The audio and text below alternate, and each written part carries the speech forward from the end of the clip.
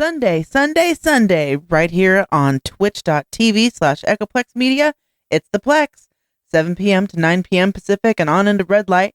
We have the worst news in the week that no one else will cover. The Plex has it all. Conspiracy, right-wing nut jobs, Christian extremism, and Madison Star Moon. Tune in every Sunday at 7 p.m. Pacific at twitch.tv/Echoplex Media and find our full schedule at echoplexmedia.com. And let's just spell it out for you. ECHOPLEX. And their fucking radio station sucks ass. I'm white, and I've got everything I need. No one clutches their purses when they're in a room alone with me. And I can drive for any neighborhood I please at any hour, and the police don't do a thing. So if I see a penny on the ground, I leave it alone and fucking flip it. I'm a straight white male in America. I got everything I need. I'm a guy getting paid more than a girl with a degree. And I can walk down the streets after dark, no one wants to rape me. And I can get a girl pregnant and just as easily flee. Just like my straight white male dad did to me. So if I see a penny on the ground, I leave it alone and fucking flip it. I'm a straight white male in America. I've got all the luck I need. I've got a pile of broken mirrors and I'm walking under ladders and I'm spilling tons of salt, but to me that doesn't matter, cause my skin and my gender and my orientation are the best things to have if you live in this nation. I recommend it highly.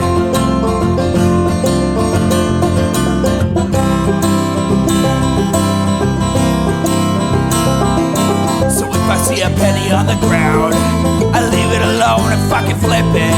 I'm a straight white male in America. I've got all the luck I need.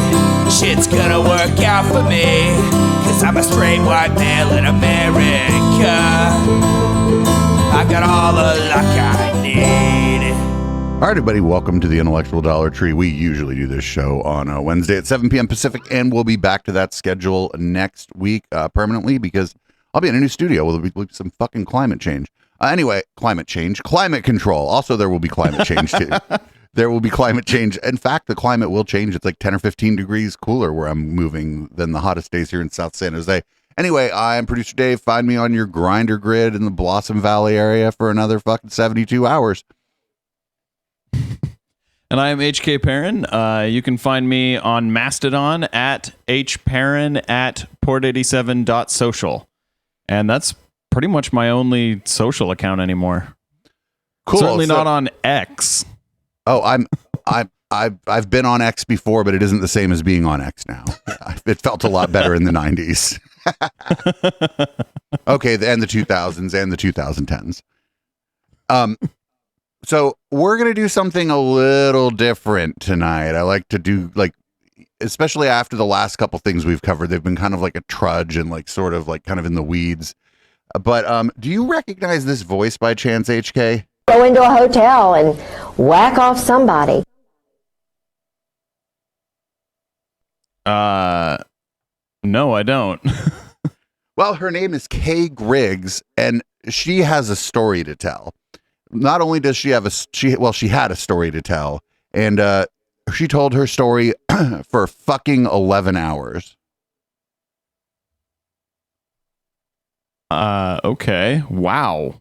And on stream? The video title, I mean, if you could call it a stream, I mean, look at this. This is like on a... this was 1998. Wow. Yeah. We watched all of this during Red Light over the course of like 6 months. But wow, I thought I'd take it from the top because you think we listen to some fucking wild claims from some of the people that we cover on the Intellectual Dollar Tree. Well, you're in for it here. This is some weird shit. Okay, I'm not sure what to expect. Your name is Catherine Pollard Griggs. Yes. You are the wife of Colonel George Griggs. Yes. 11 years of marriage. Yes. It's true that your husband is and has been the head of special operations under Admiral Kelso, NATO. Yes. And it's true that you were the head of the hospitality committee. Yes. You were the member of the executive board of NATO's Wives Club. Absolutely. And also that your husband's background includes NATO Defense College in Rome. Yes. Princeton class of 1959. Yes. His intelligence career, his spy career began in Vietnam. Yes. And it's also true that it continues under this day. Absolutely, under General Wilhelm.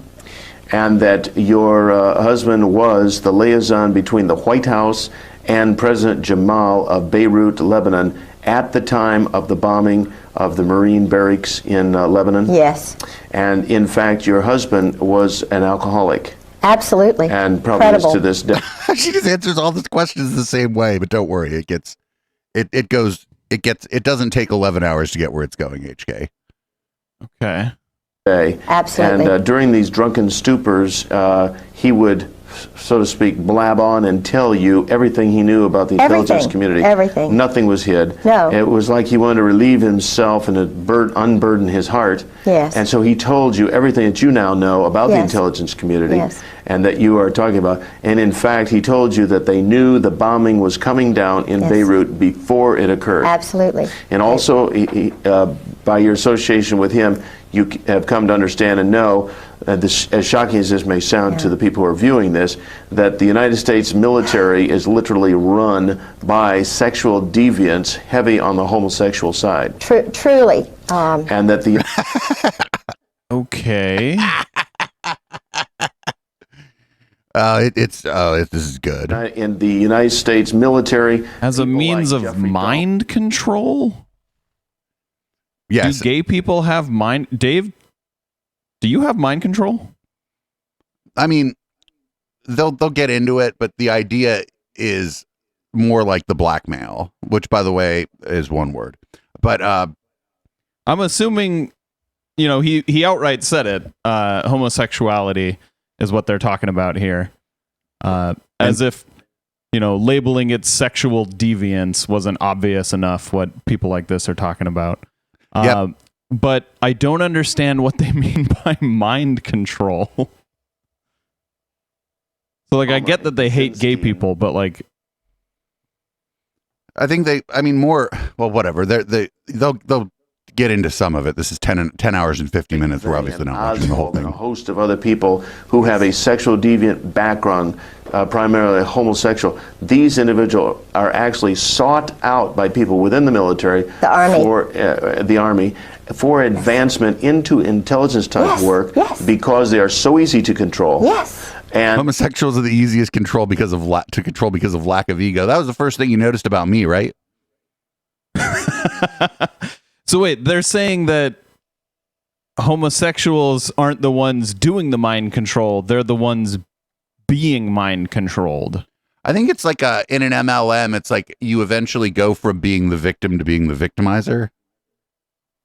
Okay, so it's the homosexuals both doing the mind control and being mind controlled. I mean, yes, but I only know that because we watched all fucking 10 hours and 50 minutes of this over the course of 6 months on late at night. I don't remember much of it though. Some of the memories are blurry. Literally, as outrageous as it sounds, is a mind control. And let's be clear, it sounds pretty fucking outrageous. We're only 2 minutes and 21 seconds into this too. It gets better. Totally now. They've gotten rid of the good folks, like MacArthur. Got rid of them, one by one. Good. Totally take over. All right. Let's talk about General MacArthur retired and was long dead. Who at this point. told you that we've never actually been... I wonder what she means by the good folks. They're probably the straight ones. That's all just been a scam. Who was that individual? My husband. When we the first 3 years we were married. Oh gosh, it's a fucking essay on the screen right now. 4 straight gins, vodkas a night, a bottle of wine, and a beer machine beside his desk.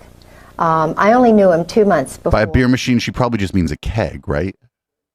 It sounds like this guy knew how to party. I don't know what a beer machine means. I'm guessing like a case of beer, A kegerator, or a keg that's been tapped, or maybe it's a secret alien technology.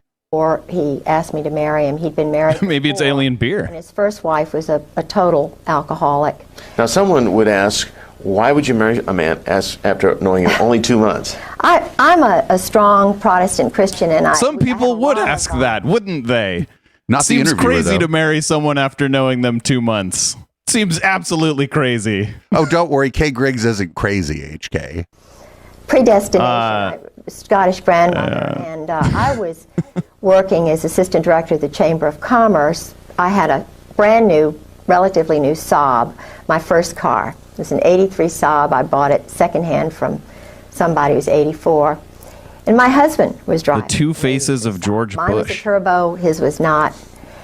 He rented part of my house. It was, I had a young doctor and his wife and 2 children who were renting the house. They were leaving before the end of the lease time, and they put the ad in the paper and told me about all these people, and I said, no, no, no, no. And I was, had been engaged to someone else. You know, I was just renting my house out.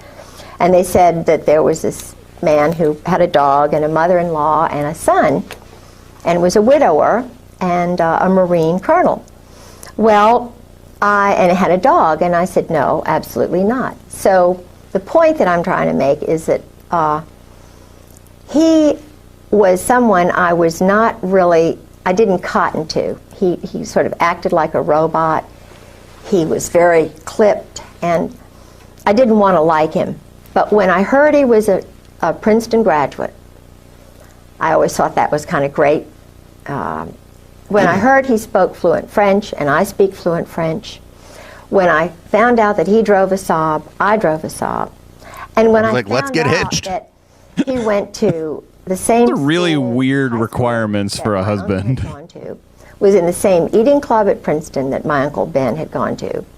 He was on scholarship and went to Princeton. Everything the same as my uncle, who was also in intelligence. Was he your But I uncle? didn't think about that then. I was just thinking, you know, this is God. This is too much. Is she saying that she married her uncle? No, HK. So it Okay. overwhelmed me. And he's very, very good looking. At that time, he was very good looking. Now he's aged and he really is haggard. Had a rough life. Yeah. Yeah. I mean, fucking, he drank Wow. like a half a bottle of scotch, a bottle of wine, and had a beer machine next to his desk and was just knocking it back every night. Yeah. How do you think I'm going to look at 60? I mean, I don't even party that hard. Do you even have a beer machine? Maybe she just means a mini fridge. So I was overwhelmed by him. Plus, my job at the chamber was very demanding. I was doing a great job. But he said that he wanted me to retire because he wanted to make general. And the man who could make him general was General Louis Buell, because it was just a matter of having somebody who would make you general. To be general, it wasn't what you did. Mm-hmm. Louis Jewell, You needed I mean, somebody Louis, above Buell to just happened, pull you on up. Yeah, Louis just happened to die, and we went to his funeral. Okay, can I just ask like a question that may be a spoiler? If you're just watch the video, please. Okay. George didn't make I have this theory that I'm working on in my head. But his first wife... You can make your guess. My guess is that her husband is not actually in the military, and this is all like a long con. Been, I'm sure, battered to death. I was battered. And, you know, but I thought it was just Vietnam and all this kind of thing. And I was trying to get him to stop drinking because I couldn't imagine how the Marine Corps would allow someone to be a total alcoholic who couldn't even carry on a normal Yes, Marines famous for not drinking. conversation. Yeah, there's no alcoholics in the He military. can't even carry on a normal conversation with anyone unless he's drinking. He never smiled unless he had a glass in his hand. He drank solidly. I have a letter in his own hand that tells, and this is the truth, he drank solidly this amount that I just said for 30 years. His booze bill, and they never entertained, he and his Spoiler alert, he's the guy who wrote that song, One Bourbon, One Scotch, and One Beer. was $250 a month. And this is from the Naval store. Now think about that. He was totally snockered, just his whole brain, and yet he's working. He is head of running half the world's Marine Corps under General Al Gray. A man who is mentally incapacitated. Totally. Unless he's inebriated, and then when he's drunk, I mean, he's in a different, altered state of mind. He can't discern anything. He can follow orders. Oh, and that's all he does. And he told me when, that's one his of our job. many conversations, he thought I was, because my family were all naval officers, and I was out in the world with the chamber, that I just sort of went along with this kind of stuff. And it was just incredible to me that. How many wives of high up military people are there like yourself that are speaking out? None. I mean, they're all 30-year Marine wives. They're Stepford wives. They are petrified. I have had conversations before I went public, before I went to live with Sarah McClendon, who saved my life. And Sarah McClendon is the senior White House correspondent. Is she that little old lady we see on TV asking the president those pointed, jabbing questions all the time? The little red-headed, feisty Texan who broke the Billy Saul Estes thing. She doesn't go along with the clone group of reporters who are all, most of them, intelligence officers. Most of the reporters are intelligence officers. Believe me, I know my husband was in the military. Because she was in the Army during World War II. And she's just a remarkable mind, and I lived with her for 5-6 months. And what's interesting is she called my home after I had called her or seen her on C-SPAN. She couldn't get through to my house. I was living there by myself. Every time she called my home, this is 1996, from March until she finally got hold of me, she had to go to another phone in Maryland to get me on the phone. Every time she called me from her house, she was told, this is a military base, and the Griggses don't live here anymore. Now, that was my phone number long before I met George Griggs. It's my granddaddy's farm, the house that I own. So your phone was being diverted. Absolutely. Or she was calling an old number, and then she found the new number. Diverted. It's electronic warfare. It's part of their deception. They have many levels, but it's all under a big operation. They have an operation now to totally ruin me. His first wife was murdered. Now, some of the things you talk about here, this big operation, you've come to understand about the largeness of it, the intricacies of it. Was that an accusation right there? Yeah, but not against anybody specific. It was just they, right? Yeah, just the military. Yeah. Is that right? Could you hold that diary up so we can get a look at that? And the thing that I this found, is worse than pointing your diary. phone at the Just hold it up fucking kinda computer like screen. Chest high. Okay. There you go. And these are the actual handwritten notes of your husband. Absolutely. And they reveal an awful lot. In fact, does the military or those in the intelligence community, do they realize you have a copy of this? They do now. Yeah. I had a phone conversation with General Jim Joy. How long ago was this? It was in February of '96. I tried to ask the colonels. They knew I was on the move, trying to find information. And my husband had mentioned General Jim Joy. Yeah, it's hitting the microphone right there. Just Oh, go ahead. sorry. That's all right. All right. It's like nobody can read it anyway. I had to call a General Miller in Jacksonville, who was in my husband's address book, and told him I was looking for Christmas card list, and I needed General Joy's telephone number because You send a Christmas card one through of the the phone? colonels whom I trusted, Colonel Ken Millis, lied to me. Captain Phil Holwager lied to me. And so So I got this General Jim Joy, who was the one who was in the Operation Just Cause. Was it Just Cause, the one in Panama?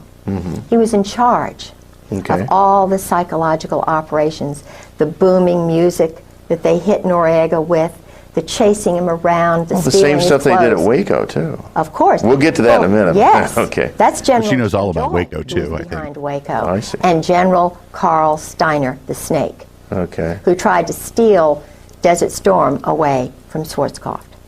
Okay, so, but you were trying to get some addresses, and they were giving you the complete runaround. Oh, don't even know him. Don't even know him. Don't even know him. And I knew him because my husband told me, you know, that he worked with General Joy and General Steiner. They were the triumvirate. But they had different names. They were, you know, in plain clothes. They had different passports. So I got him on the phone. I was given the number by this General Miller. And I said, So in the movies, when they say they shall disavow any knowledge, that's not just a little thing for movies. That's the truth. They disavow knowledge of all these people. Totally lie. Yeah. But you nailed him down. Yes, I said, General Joy, I'm Kay Pollard Griggs. My husband, George Griggs, was... Were they talking about Mission Impossible right there? Yeah, but I mean, it's just it's a trope in movies, too. It's not just Mission Impossible. He's battered me badly, and we're looking for him because, you know, this has been going on. I wonder if they know that the IMF is made I was up. recording this conversation, you see. I was sitting on my bed with the diary right out in front of me. And he didn't know that I had the diary. He didn't know anything. It was cold call, like they do cold murders after when they graduate from SEAL school. Cold murders. I was doing a cold telephone call. And he said, no, I don't believe, and these were his exact words, no, I don't believe I know your husband. This is someone my husband, I have a card that General Joy sent my husband after the murder, of the death of his first wife, saying, Doesn't mean you knew him. You know, this man, here I was, traumatized, battered, beaten, and he lies to me. So I said, well, General Joy, that's funny, because I'm looking at my husband's diary when he was in Beirut, and you're meeting with him almost every day. I said, you know, first, before that, I said, you know, he was the chief of staff for General Al Gray. You know, he's one of Gray's boys. You know, chief of staff of Fleet Marine Force Atlantic. High-up military officials generally put secret information in their daily diary, right? I would think so, yeah. You live outside of Quantico, obviously. don't know my husband. I made it very clear. No, can't say as I do. So then I told him about the diary, and these are all immature adolescent males. These are men who don't know how to deal properly with adults. They lie. With adults. They hide behind trees. But when you nailed him on the diary, Or he's a spy, and that's his job. you realized... He said, his exact words were, oh, that George Griggs. Oh, that George Griggs. And that's just... Maybe he was an older man, and you like jogged his memory. on deception This is that you nothing. found with these people. Absolutely. And Maybe he still didn't doubt know and that's was like, why "Whatever, lady." They would like very much to have this diary. Yeah. This one page I found particularly interesting. What you and you're probably more familiar with their husband's handwriting. Instead of me reading it, read these notes that he had recorded there. These might help. Okay, I've got these. Alrighty. A number of the Marines told me a little bit about Dale Dorman. Dale Dorman's not a happy camper. Okay. Dale Dorman, because of some mistakes my husband made, was shot. This was at 7:15 to 7:30. Dorman exited Riviera. That was a place, sort of a hiding place or whatever. Gray and tan Mercedes. Up to 5 shots were fired. He raised his left arm. One round penetrated his arm. One struck his chest. Walked back into Riviera to the desk and called Post 1. Security vehicle went to pick him up. Returned to Dura found 15 to 18 meters away and treated. Medvac called 7:50. Medvac wheels down at 0810 in a H-Bird helicopter. Riviera Hotel, approximately 1/9 of a mile west of the embassy. Dorman has been there since arrival, except briefly during a period of siege. He was not wearing protection. Saw 3 men in the vehicle. One leaned out back with a shortened rifle or automatic weapon. Sentry at B1 saw and heard nothing. It's just one page of the diary. Sentry saw and heard nothing. Right. In other words, the sentry Don't talk. doesn't talk. Right. Yeah. Okay. And there's just a whole world of these kind of assassinations and murders and directed. In fact, at one point, is that what that means? It sounds like that's just an assumption. Right, and this is also from this. We are taking her word that this is from her late husband's diary too. That's, you know what I'm saying. She could have just wrote all this shit down herself. Yeah. A lot of drinking was going on. Her husband is dead? Yeah. At this point, yeah, I believe her husband had died. She actually doesn't really talk too terribly much. She refers to him in the past tense the whole time. Okay. Oh, I thought she was talking about how he doesn't look very good today. Discussion. I guess if he's dead, yeah, he already had his probably really doesn't look very good. Now he'll talk to any woman or anybody who drinks with him. He'll talk. This man, what is he doing in security?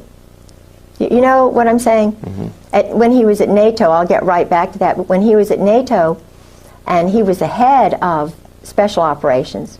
In fact, I've got copies of his secret check in and out papers at NATO. He had them at home. I somehow, I hope I still have those. But anyway, the point is, I could get in and out of the NATO headquarters just walking in, and there were all these shady-looking garbage men, and George would leave his office door wide open at lunchtime. He was flirting with a secretary who was a chief who knew everything. The point is, what lacks security? And I had to say, George, look, you have got to do something about the security here at NATO because...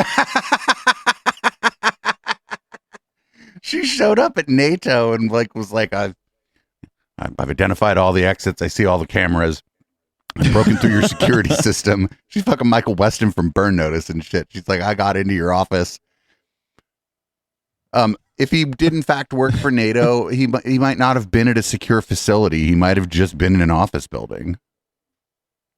She's coming in there like, these are the ingress and egress points that need to be secured.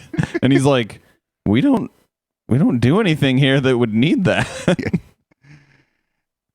And also, let's say he was an intelligence operative. Maybe he got drunk and fucking told a bunch of tall tales to people. Because that's what I'd do if I was an intelligence operative. But I'd be like, but what if instead of my actual job, what if you just sent me out to get drunk where the other spies were, and I just got wasted and lied to them? Yeah. I can walk in and maybe the government thought she was a spy. It's also, she's like, I can walk in and out. But what if they knew, like, if they know, if it's just a regular off, if it's not a secure facility and that's his wife, they're like, hi, Kay. Yeah. Forget it. Yeah, she can walk in and out because she's welcome.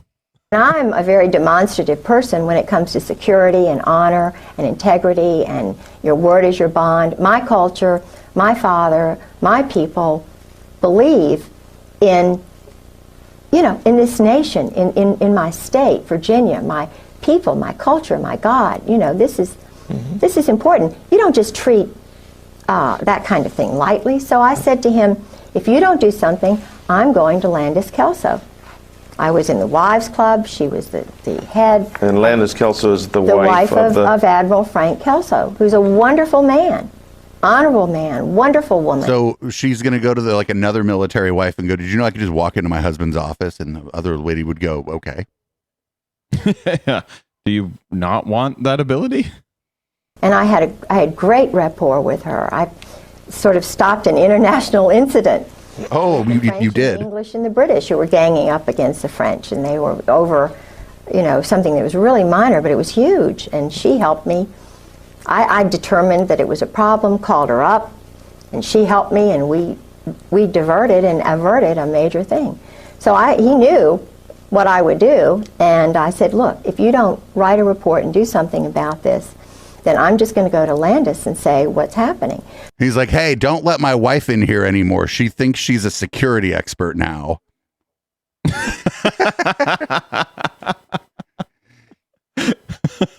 Point is that the man would, when he was in Beirut... Oh my God, I can log on to my computer and all I need is my password. What the fuck? Goes to lab, whose husband was a double agent, an Arab at the American University of Beirut. He leaves his briefcase wide open. He was with her for 5 weeks in a hotel. This is a married woman with 2 children, and who followed him all around the United States, is still seeing him. Met him in London, lived in Virginia Beach, was working in international... Oh, Madison Starmoom's mom. While he was married. Would you say your husband is fairly typical of these powerful men? Oh, absolutely typical. When I was single, working at the Virginia Center for World Trade, 4 of us old friends that I went to school with, Molly Holt and a few others, we would go all together to a place called Poppy's. At that time, he was Captain Jerry Unruh. Now he's Admiral 3 stars Jerry Unruh. This man, again, was married. He was running around with the tailhook crowd. I did not know he was married. I knew he was a Navy captain. I was told by him that he would be taking command of the carrier Saratoga. Mm-hmm. He followed me everywhere, even went up to Wintergreen. Now, he sent me pictures, private, separate pictures of the Israeli guys waving to him. Hmm? He was a tailhook pilot, the airplanes, the jets. And he was a Mustang, but totally immoral. Totally, and knew that he would never get caught. In fact, he was in tailhook. They had a big party down at the beach, and they were doing, I didn't go by that time because I wasn't invited. I was married. And the point is that Our regular listeners to the podcast are probably like, what the fuck? This whole group, I've found out about Al Gray, General Al Gray. Yeah. Mm-hmm. Yeah. And that, what is this? Wait, what was the point of the part about them having a party at the beach? She doesn't know anything about it. She didn't go. They just had one. They just had one? That was her point? I think so. I don't know. Okay. I'm paying attention, but that doesn't mean I'm able to follow the stories as they're being told, right? A little disconnected. Is she just like trailing off her stories?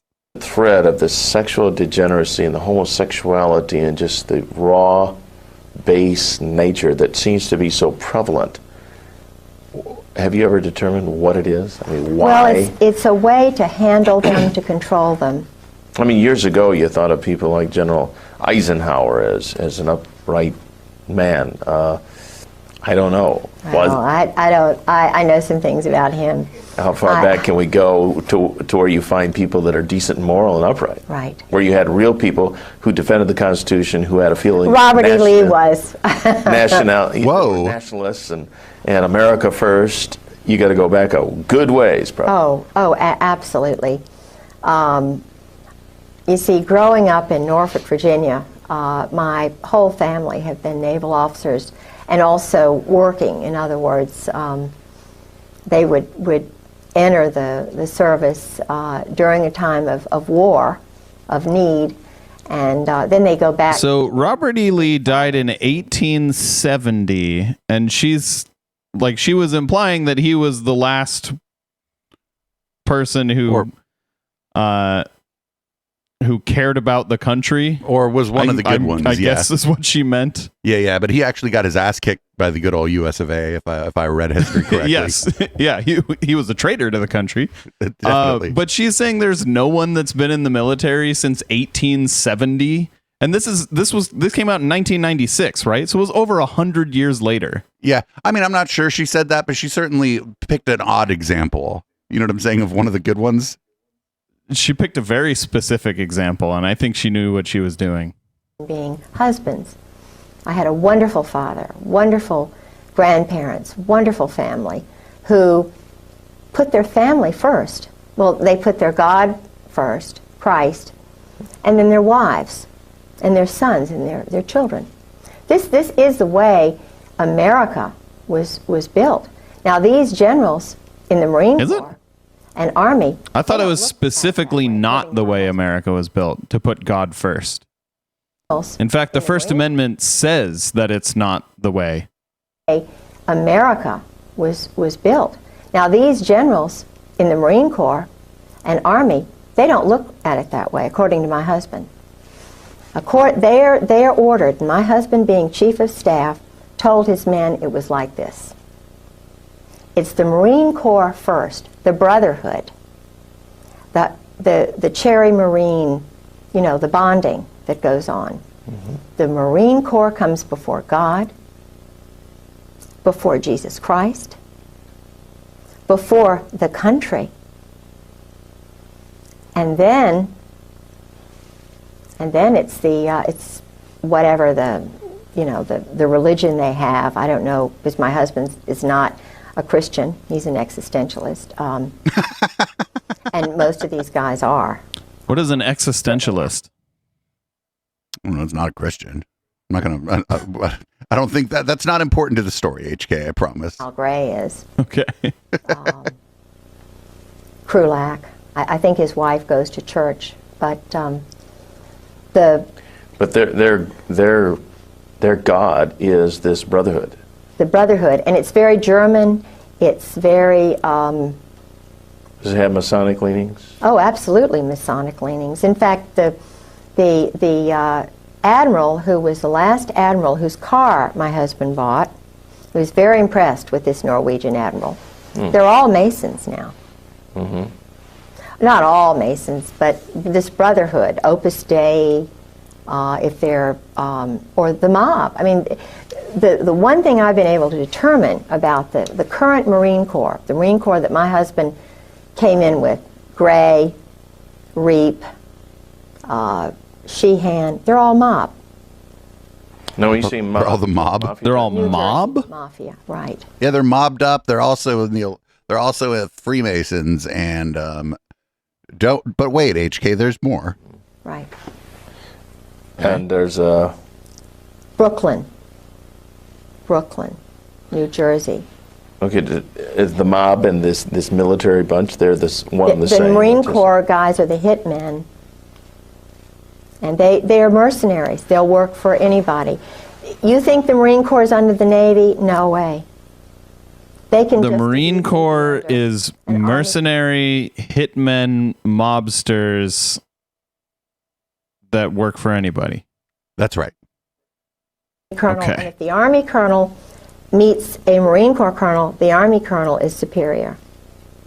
They'll switch hats just like that. He's on top, My you might say. husband said it's just, no big a deal.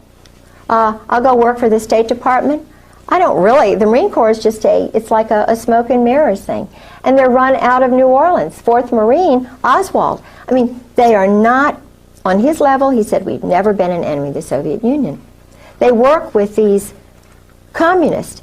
The man who started this whole intelligence operation, the OSS, he was recruiting known communists who were involved in the okay, so they're communists too. Spanish, subverting Spain. Should I be writing this down? Will this be on the test? You would you'd end up with a notebook like the one that she supposedly photocopied of her husband if you started writing shit down. You might have to actually just use newspaper clippings to take the letters out of it and turn it into a fucking ransom letter. No more. They're not Americans. They're not Christians. They're German existentialists. Now, what are they doing running our nation? It's kind of, they have more affinity for the state of Israel right now than they do our nation. Okay, so the Marine Corps is running the country? Is that what she's saying? Yes. Okay. Via Opus Dei and the mob. Okay. But I'm telling you, this isn't even the craziest part, I promise. Not American citizens. The judges now in the courts are military officers following chain of command orders. They're not independent judges. So so the Marines run the courts too. Like the judgeships. Sure. They're all Marines. Senators, or officers, congressmen. Sure. Who is John Warner?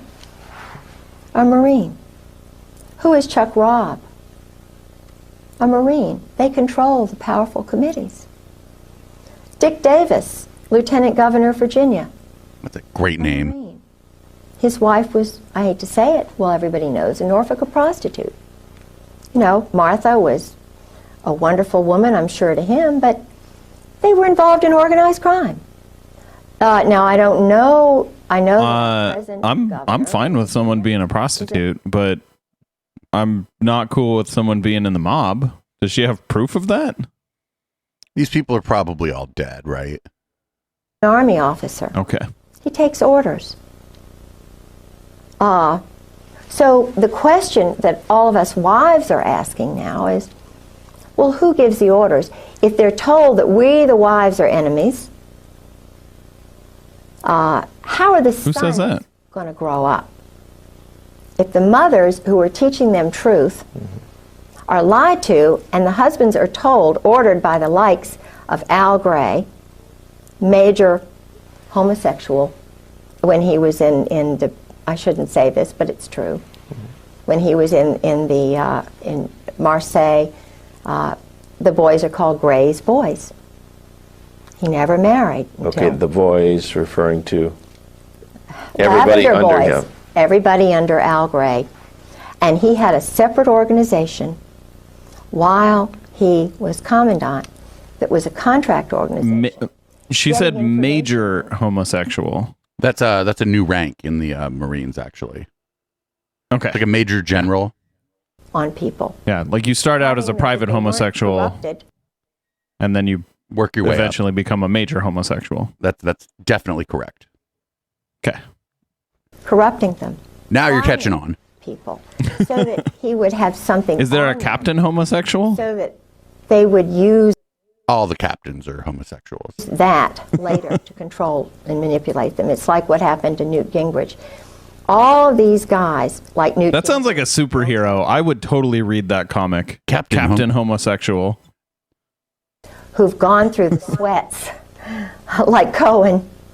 What happens is they get a little tiny thing to prove their power, how much power they have. They use guys like Michael Isikoff in Newsweek, or their little clones, you know, like Woodard and Bernstein, who are operatives. Okay, they're former military too. Oh my goodness, they were. I believe it was Bob Woodward. It's either Woodward or the other one. Bernstein. See, I knew some British intelligence people. And Captain Homosexual's arch nemesis would be named Dr. Hetero. He was ambassador to Great Britain. And this man was sleeping with Peter Jay's wife. And there was a movie, I think Jack Nicholson was this guy. And this was her story about what she went through while her husband, the columnist, was sleeping. Actually, I think his name would be Ron DeSantis. To get information on what was going on in Great Britain. Now this is the team that broke Watergate. So what were the motives? Of course, Watergate was horrible. And Nixon had something like 60 military JAGs alone working for him, doing dirty tricks. One of those Jags was Ernest Frank Reynolds.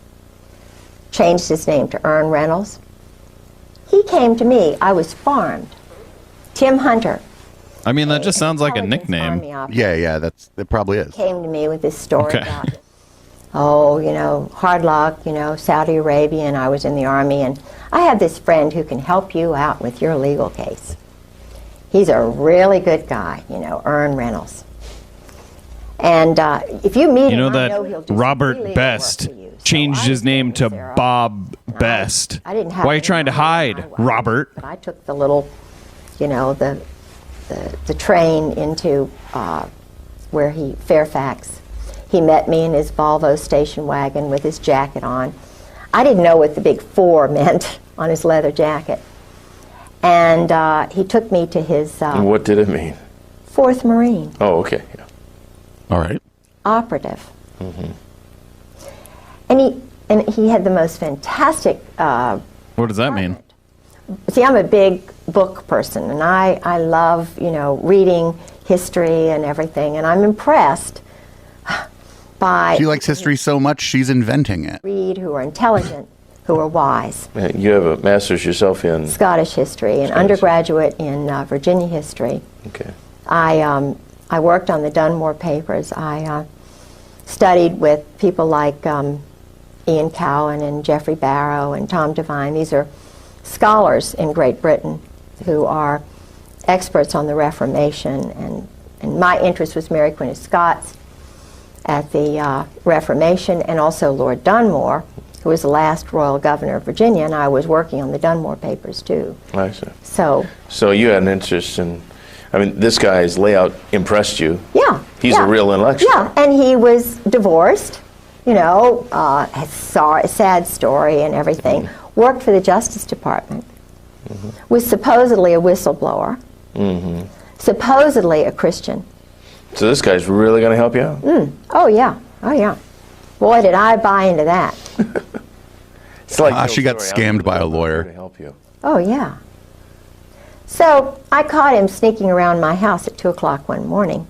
2 in the morning? Yeah, and of course I'm most gullible in school, So I'm trusting, I'm a Christian, and I always look to the good side of somebody. I see the good little part.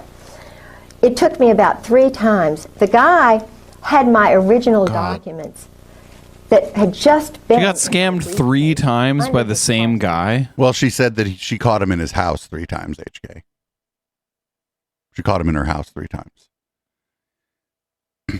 I know. The first time should be the giveaway. I know why he was there. He invites me to a cybernetics conference in Champaign, Illinois. I leave Martha Roundtree's apartment, and it's arranged so that all of my things are in his safe little car, and we're going to his parents' house in Roanoke. And of course, you can't take all your things to the cybernetics conference, because I was going home. But this is a smooth psychological operations guy.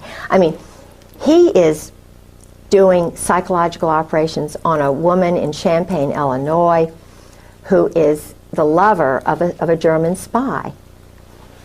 Who By psychological operations, does she mean mind control? It could mean anything. I don't know the specifics of the thing that either did or did not happen or didn't happen the way that she's describing it. Okay. I think maybe he was just their lawyer.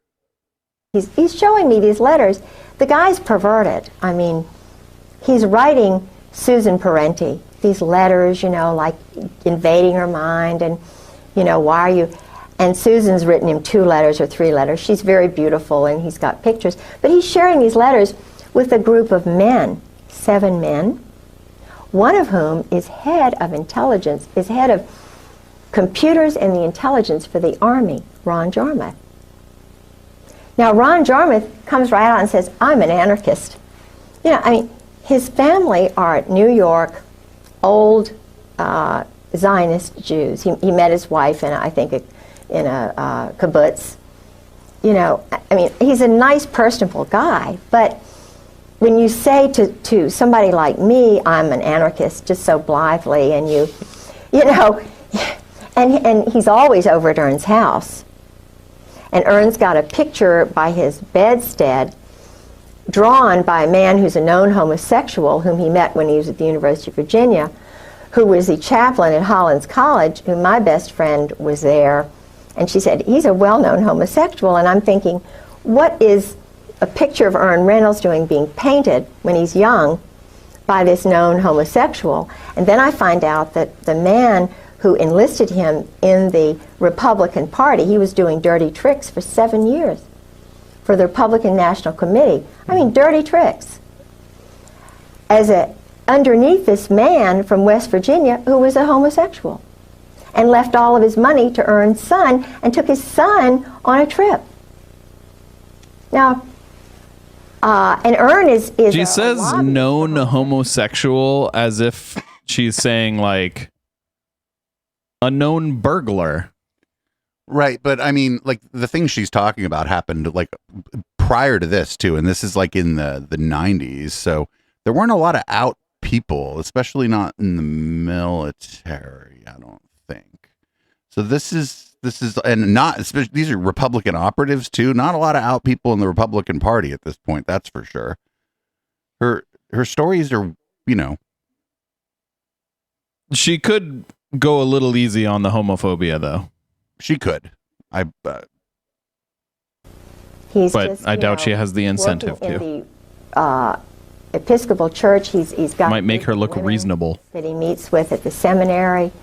I'm sure that my case, my profile, he's probably got charge of it now. He's the expert on Catherine Pollard Griggs, but he's not. The guy is absolutely not grown up. But he's a thief. And so your case just got stonewalled, just got sucked into a memory hole by a guy who was acting under orders to. Sure. You get Catherine Griggs under your control, and that's that. Sabotage her. Sabotage, yeah. Sure. And he stole your documents. Sure. And sure. Sabotage me. Turned on me right in the middle of the commissioner's hearing.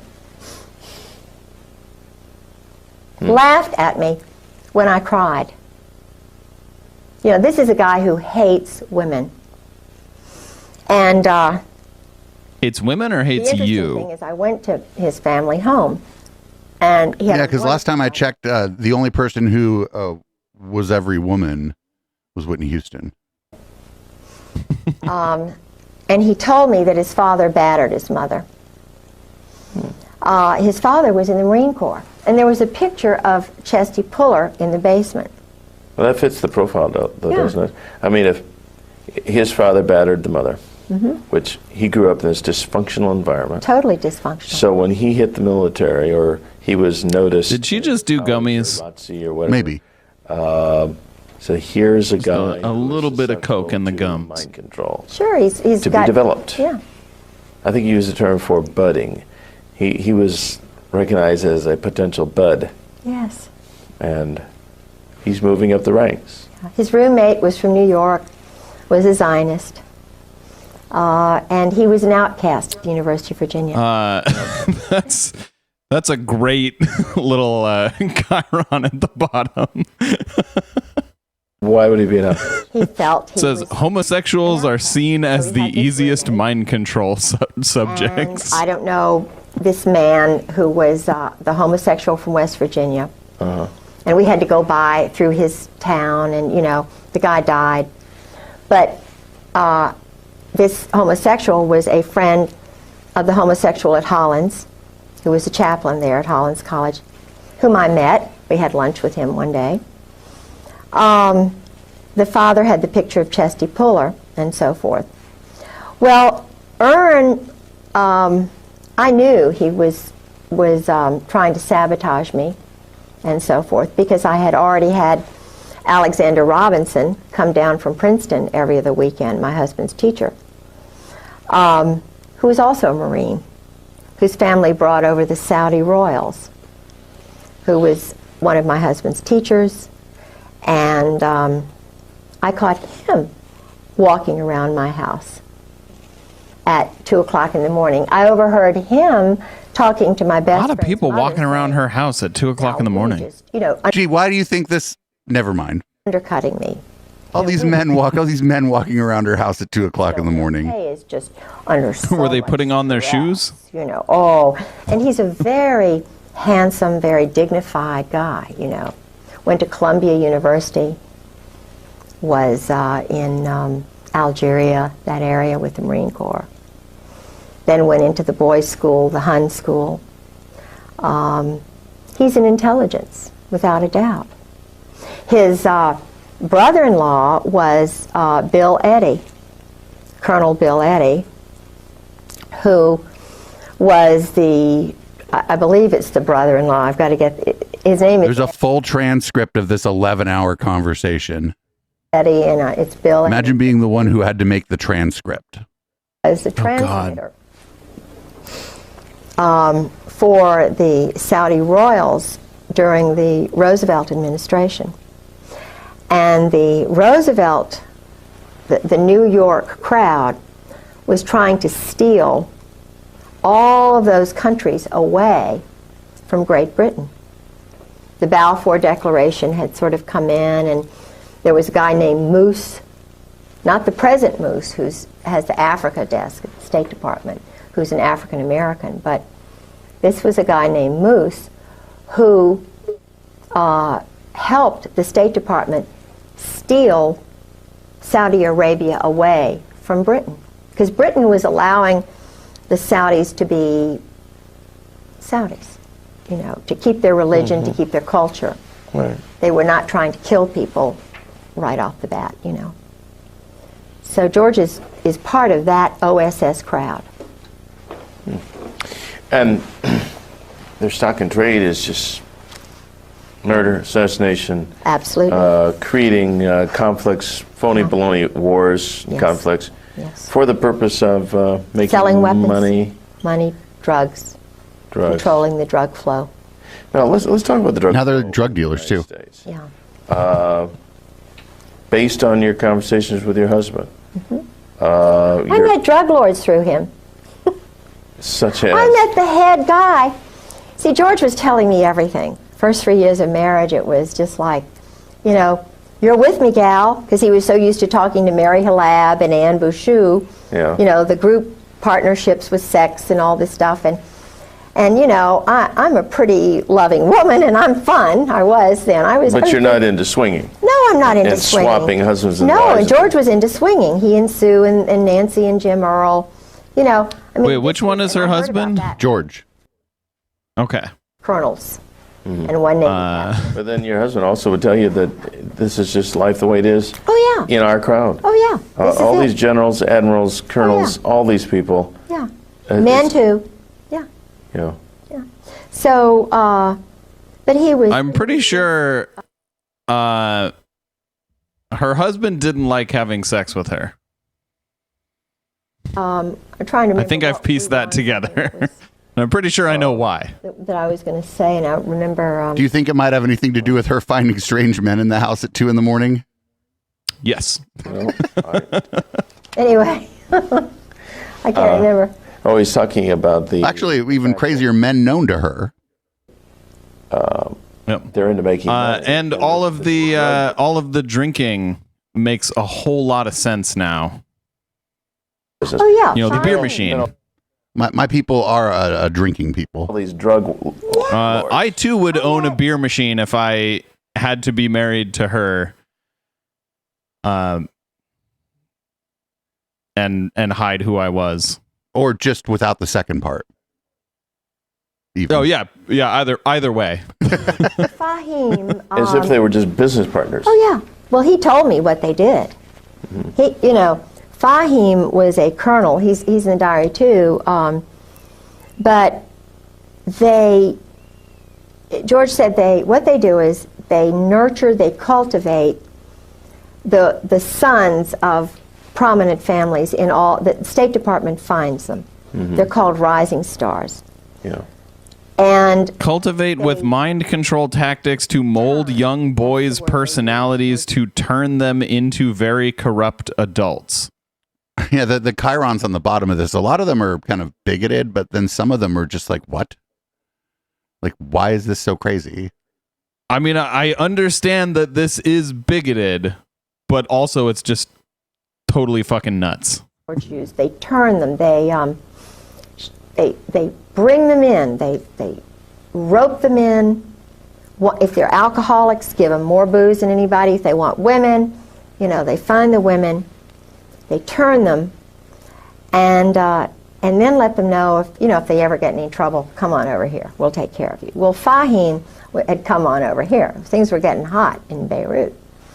He was a Catholic. He was very prominent family, and he was going in hiding up in Maine. I remember I had his number, and I talked to his sister, but they just culled a lot of the stuff out of the house the very first time when George kind of disappeared, and and then I found out about what happened with Sue, his first wife, and all of that.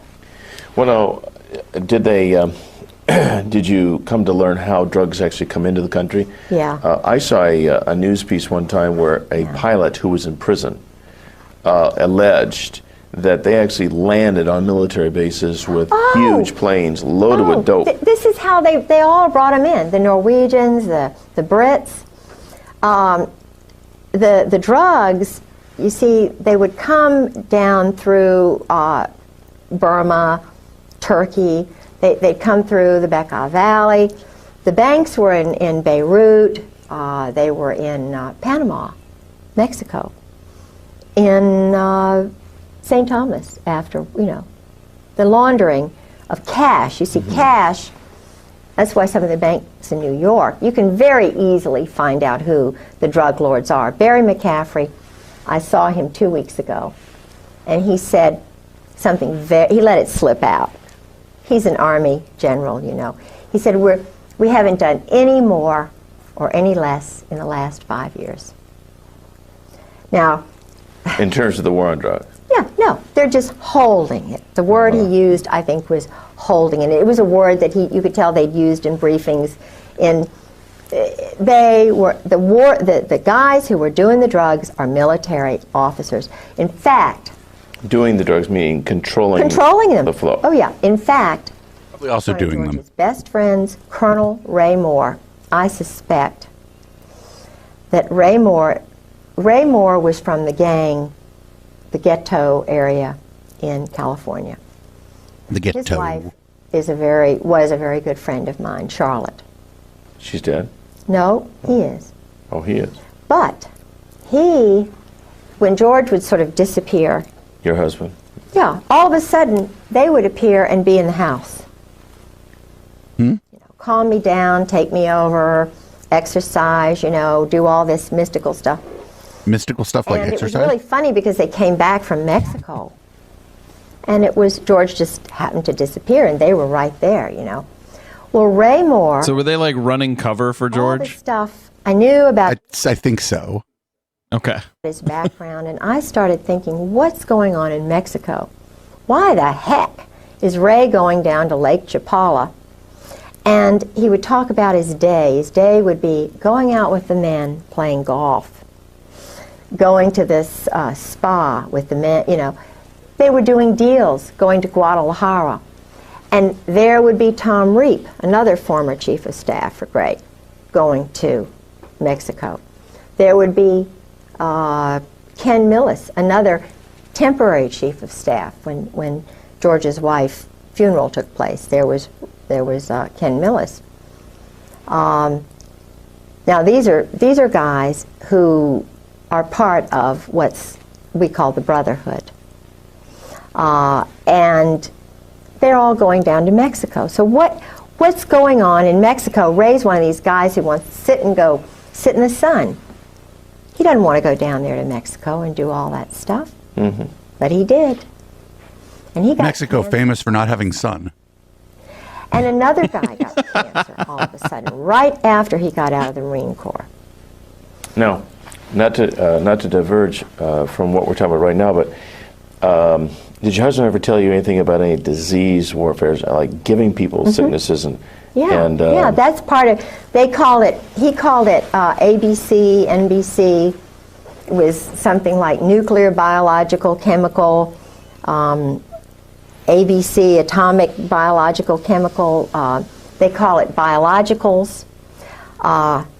And in fact, I'm not going to mention. Disease-causing drugs, chemicals used to slowly kill off those who are against the Brotherhood.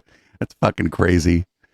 His name They're talking about like weapons. They're not disease-causing chemicals that are used to kill off people who are against the Brotherhood. Use is shitless. Excuse me, but that's the word. This guy is petrified. Because he's doing that work. The chemical and biological work. The Marine. You mean the laboratory work or the implementation? Dealing, subterfuge, deception in the Middle East. Okay, and they use he's a Marine Corps colonel. Disease-causing drugs? Absolutely. And then how do they administrate them? In missiles and in... if you're against this Brotherhood, I guess they shoot a missile at you? In missiles? Like Peter Kawaja, Marine Corps guy. Somebody in chat just said ABC, always be chemical. And clothes at one of the plants in Florida. So hold on. She thinks they're using missiles to distribute chemicals to kill off the enemies of the Brotherhood? And the Brotherhood is just this like gang of people in the military? I would call them maybe an orgy of people in the military. Who they control the drugs and they go down to Mexico, right? And then they shoot chemical missiles. They're all down in Florida. Am I following this correctly? I feel like there is no way to follow this correctly. You are following you're doing pretty good. Okay. All this stuff is being. We manufactured the chemicals and biologicals that were in Iraq. Now, everybody if you don't believe me, you don't believe Peter Kawaja, a Marine Corps colonel, he says they killed his wife. I believe him. He worked in one of these factories. It was supposedly a candy factory where they were manufacturing deadly killer things. The Marine Corps, Al Gray, Krulak, Carl Mundy, he's in the CFR. This may look like a gobstopper, but actually, it's a heart stopper. Chief of Staff, the one who controlled me. You know, I went to his mother's house in 7 Mile, Ohio. Flo, his father was a German Nazi. I'm not saying that, you know, being a German Nazi is bad, but... What? He's part of this group. I'll go ahead and say that being a German Nazi was bad. Yeah, being a German Nazi being a Nazi at all is bad. German or otherwise. Right. She's like, I don't want you to think I'm passing judgment. This is just descriptive. My God. And oh boy. If you don't believe me, if you don't believe Peter Kawaja about the drugs, you can, I mean, it's just, it's Willy Wonka and the Missile Factory. There's a guy named Randy Hebert, Lieutenant Colonel, hero, American patriot. This is a guy who should be the commandant of the Marine Corps, Krulak. I'm talking to you, I'm talking to Al Gray, I'm talking to you, Carl Mundy. You all are adolescent, immature, I call you twerps. You're liars, you cheat, you steal, you kill, you're beneath the contempt of any of your wives. They are scared to death. Why do you do this to your wives, guys? Look at that tape of Randy Hebert. I knew Chesty Puller, and this is a strong, wonderful guy. I knew his wife, Virginia Mack. I knew a real Marine. You can't say that you knew them because you didn't. I did. Randy Hebert sat. He could hardly talk. He was leading a platoon into Iraq. His wife was sitting... So when she's talking about these other, like, Marine people and other Marine wives, were these also, like, secretly gay men and the wives of those men? Not these. Yes, these men may have been her husband's harem. Okay. Father was sitting to his right, and he said that his colonel, he's a lieutenant colonel at that time, I believe he was a lieutenant colonel, he said, my colonel ordered me, he said, all of our registers were saying, this is danger, there are chemicals, biologicals everywhere. I was told, and I was, followed orders, and he was having a hard time talking. His wife was, this is a young guy. His wife was having to interpret for him. He was crying. He'd been turned on by you guys. He said, He'd been turned on? On those canisters, on those boxes were American. Chemical weapons given to Saddam Hussein were made in Those USA. were American. That's exactly what it says. Chemical Biologicals. weapons. We were walking into that killed me, that you, Gray, and you... Did this air on TV? Absolutely you, not. McFarland. Okay. What do you think? This was just a mini series, like an after school special? I mean, what do you? I mean, earlier one of the chyrons, or is that what they're called? The little blurbs at the bottom. Sure. It said like on this channel, and I'm just wondering, like, was this a TV channel, or did they mean channel as in like, order our VHS tapes because we're a channel? What if this was posted to YouTube? Not in 1996. Well, the video could be, you could record a video in the 90s and then post it to YouTube later. Well, I mean, where did it originally air? I don't think it did. Okay. And you guys knew, you, Ed Wilson, best friend of my husband, you all sold to Saddam Hussein. And not only that, I talked to the man who trained the woman, Best friend sent or over from Iraq, best friend? to learn how to build the biologicals and chemicals, the plants. She was trained here in the United States, and you all know that. And Randy Hebert's testimony says everything that I could say 1,000,000 times better, because this is a man who's a real man, unlike the generals, unlike the colonels. This is a real hero. Now, is Randy Hebert, is he still alive?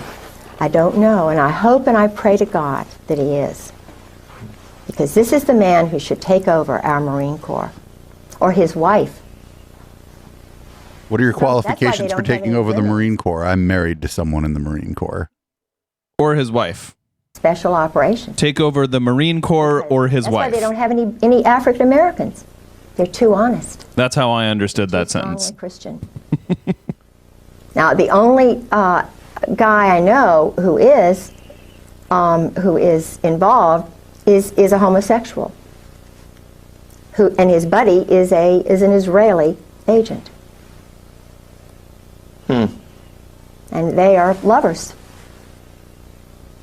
They're a pair. A couple. But Well, now, as he's the now a colonel, and he is under the guidance of Ken Millis. okay, now as these generals over the period of years, They are lovers. consolidated They're a pair. to where they're all part of this Not a couple, a pair. Yeah. Like, what a weird way to put that. club. I mean, this is something that's been going on for years and years and years. Members of the firm. Okay, The so as the brotherhood. firm grows, even as the old guys, the gray heads get old, die off, retire, whatever, they already set in motion a system that culls out these young, budding, rising Yes. stars, and they move their way Yep. up. Well, then, in time, it consolidates to where no one No one. is in this unless they're in the club. Absolutely. So is your conclusion, based on what you know from your husband's revelations, reading his diaries, this sort of thing, is there anybody in the U.S. military, the Army or Marines, anybody in the level of, your generals and your colonels, is there anybody who would not be in this club? There's nobody who doesn't know. In special operations, I would say, and I would put money in the bank on this, not one of them is not a party to this, is not a Once they get that bird kernel, they go through an initiation ceremony. This is not and my husband told me about that too. What's the initiation ceremony like? They get them drunk. Uh-huh. Dining in, shellback. He told me. Oh, dining in. This is a term that they use. Oh, yeah. A code word. Oh, yeah. Shellback? Shellback. Should we read this blurb at the bottom? Yeah, go ahead, and for the people on the podcast, if anybody's still listening to the podcast. It says, similar to initiates of Yale Skull and Bones, parenthesis, death cult, end parenthesis, drunk, comma, put into coffin, in all caps, and sexual acts performed. I mean, like, let your freak flag fly. It's fine. But they get them like really this drunk. This is absolutely just like a sex club. The guys who are that way do it. It's a group situation thing. And I was told by two colonels. Dining in and shellback, code names for satanic ritual-based sex practices. It's normal, Kay. This is just what we do in battle, you know. This is just good old boys? This is just what we do, Kay. They get drunk and they get drunk and they ejaculate. They beat each other off. You know, it's awful.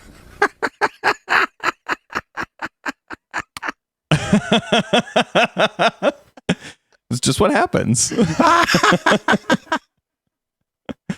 It's perfectly normal. It's just what happened.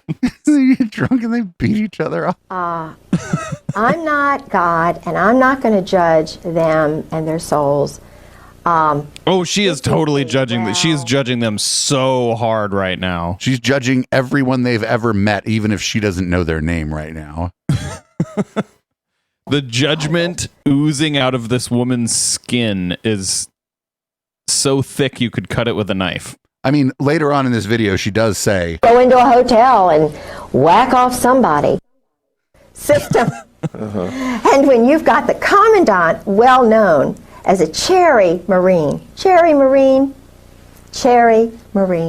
Which means? Marine. It says Cherry Marine in red on the bottom of the screen now. Bottom. They're the bottom. The Navy guys are on the top. No, the cherry goes on top. Everyone knows that. This, because Walter Chrysler in Norfolk, each port has a hierarchy. Wealthy at the top. Walter Chrysler and Phil Hornthal. Everybody in Norfolk knows. In the homosexual community, one's called the bottom, the other's called the top. I was engaged to Jack Mace when I was at the Virginia Center for World Trade. He ran the Maritime Association, the Shipping Association. Always dealt with the labor union guys, always all male banquets. And I couldn't understand why, I was engaged and I couldn't even go to the 1,000-man banquet. Well, because that would have been 1,000 man and one woman. Then we'd have to change the name of the banquet. In fact, if somebody calls in sick, they just call the whole thing off. We can't have a 999-man banquet. Who's going to eat the last piece of rubbery chicken? Big argument about that. Rock Hudson, where did he meet his guy? Navy. Jim Neighbors, Navy. All of these guys, Navy. So they're tapped for whatever it is, acting, singing, The point is, Liberace, Was he Navy? I believe he was. Was Liberace in the Navy? He was, someone told me that he was a friend of one of the guys in Norfolk. There was a ring, a VMI ring of men in Norfolk, and I knew they met once a month, and some of them were married, some of them weren't. But they were all Navy. They were Army, Navy. In other words, it was kind of a group of men in Norfolk. And then I found out that the organizations, like right now, the Al-Anon is run by homosexuals. The Better Business Bureau. The Community Fund, which is the, I forget what it's called now. I'm so old, I'm 55, but it used to be called the Community Fund. That guy. Jack Mace, And I'm wondering which one isn't. I mean, they all are, and the guys know it. So what's going on here? You know, they know it.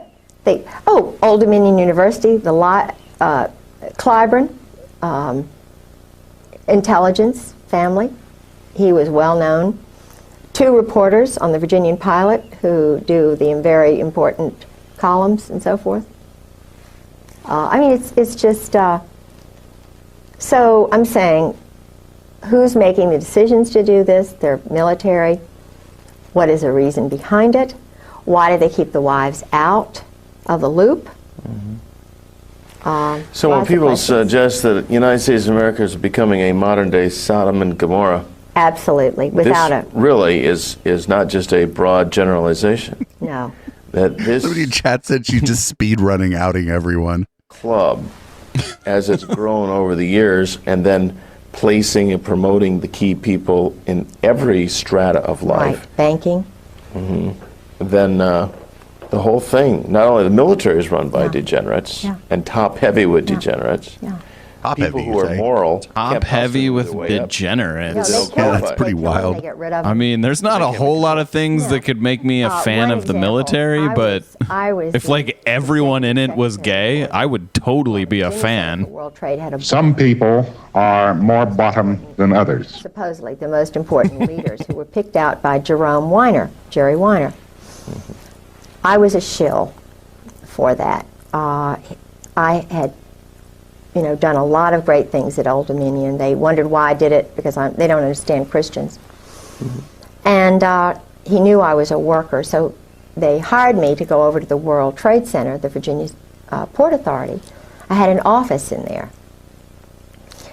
And Jerome Weiner, what's interesting is Mary Clark Collab worked. Her husband George was like, Jerry, could you keep my wife busy during the day? Okay. The girl who had my job, who was a normal woman like me, because there were a few who were not so normal, like Bobby Bray. Not the Bobby Bray who ran the Port Authority, but another Bobby Bray. He was very nice, but he was a known homosexual who worked with Weiner. Oh, gosh. Outing everyone. The secretary was pushed out of a window. Now, it was all hushed up. Of course, she committed suicide. Yeah, this was a young mother who had a baby who knew too much about his money laundering. I reported the money laundering that Book and Weiner. Now, this is a professor, head of international programs at Old Dominion University, Jerry Weiner, whose father was very high up in this Zionist group. Jerry Weiner was doing intelligence work in Algeria, in Morocco in particular. He organized this board that I was a secretary for. He was a very sick, mean guy. I mean, you talk about really water. But Jack Mace was on the board, and there was a banker on the board. We can take a break. And take a break. Yeah, don't, did you stop it yet? No, don't stop it. We'll just leave these synchronized. And is your wife getting a cup? Yeah. I'm sorry. I was thinking I could use a little drink. She's apologizing for needing a glass of water. Yeah, no, I'm fine. I just am thirsty. But Gustavo... She's apologizing for showing her human side. He was from Columbia. He tries to hide that. He was in by being a monster. In Virginia National Bank, which is now Nations Bank. And, I didn't put him, because I had studied Latin American history under a wonderful Dr. Blossom. I knew a lot of stuff about Latin America and Nariño and how Panama became a part of our country. And, Wait, what? I mean, I Panama's understand not part of our country. And running things through and everything. But Gustavo was in charge of all the laundering that was going on in Virginia National Bank in the port. And where did he go after that? He went to Florida. And he introduced me to Ana Maria Quintero, whose brother was one of the big mobsters. I mean, the big, Colombian. I met Ana Maria Quintero. See, I don't forget some things like this. It's that's why they don't like me. It's hard to forget something you've made up. Because I imprint on wonderful foreign people I want to know them. I want to send Christmas cards, and it's not very good to have somebody like a little magnet. I'm sort of like a Monica, she's seeking out sex with important guys. I'm wanting to meet people like that from different cultures because I want to learn about them, because that's what Christ said. You go out and you minister to the people who are foreigners. You don't just spend your time necessarily with the home people. You need your home people as a base. But you need to go out and find out truth and spread goodness everywhere. Truth is goodness. Truth is light. And that's all right. When is she going to start spreading goodness? It took her a very long time to get her that glass of water. Truth, you're not. Thank you.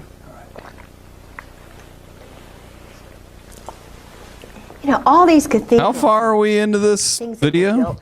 In his honor. An hour 5 out of 10 hours 50. He was wonderful. We are only 1/10 of the way through this video. He hung Holy around shit! a little group, but because he was out trying to. He told the big guys, "Look, stop being bullies and cowards. Let the poor people into your church. Everybody, God gives us all a unique spirit. Our timing is different. Everybody's fingerprints are different, eyes are. We have the right. We're going to go ahead and fucking put a fork in the podcast here. I'm not even sorry to anybody listening to the podcast. We'll watch a little more of this during the post game, and we'll go ahead and this is the last intellectual Dollar Tree from this location. So we'll go ahead and give this one out as a freebie. Head on over to patreon.com/Echoplex. You can get it for free, or just email me and I'll send you the fucking file. For anybody who doesn't want to listen to any more of this, what's going on here? We figured it out in the chat while we were watching this. Her husband was either gay or bisexual, and she constructed this entire reality and conspiracy around it to explain away the fact that it was just a result of them growing up in a homophobic society where her husband couldn't be out. And that's like kind of what we figured out, like maybe 3 hours into the video when we watched the whole fucking thing late at night. Yeah, that's that checks out. Well, that's been the Intellectual Dollar Tree podcast. I'm sure nobody I'm sure you're like, well, what? Anybody who's still listening to the podcast on this, I salute you, because I could imagine 5 or 10 minutes in, somebody going, what the shit is this? What the shit is this fuck? Yeah. Fuck, shit, fuck. Anyway, just for fun, I'll read the show out this week. Everybody, thanks for checking out the Intellectual Dollar Tree. We usually do this show on Wednesdays, 7 p.m. Pacific, and that'll be the case again. We'll be back next week. And I don't know, head on over to echoplexmedia.com/support and send me some money, because the move seems like everything's going fine, but something always comes up, right? Something always comes up. This is Boomers by Periscope, and we'll be right back with more of this after I pour a strong drink.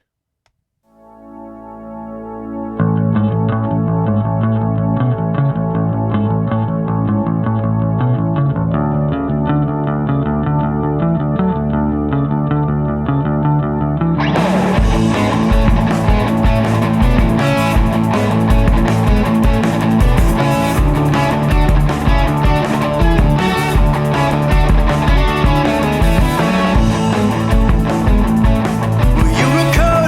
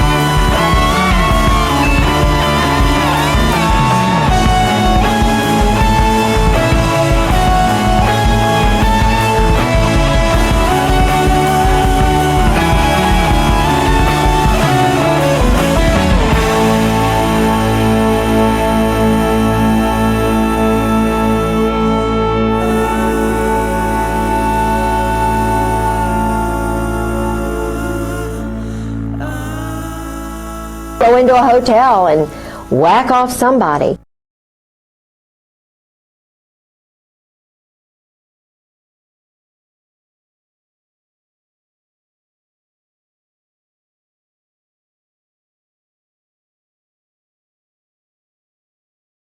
Did you know Echoplex has a 24-hour stream?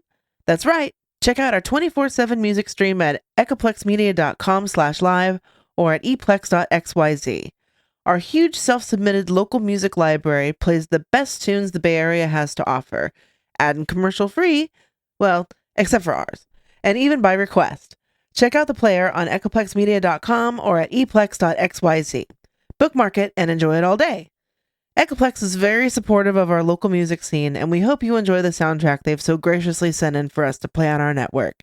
If you like who you hear, please go check them out. The names of the artists are displayed on the player at echoplexmedia.com and at eplex.xyz.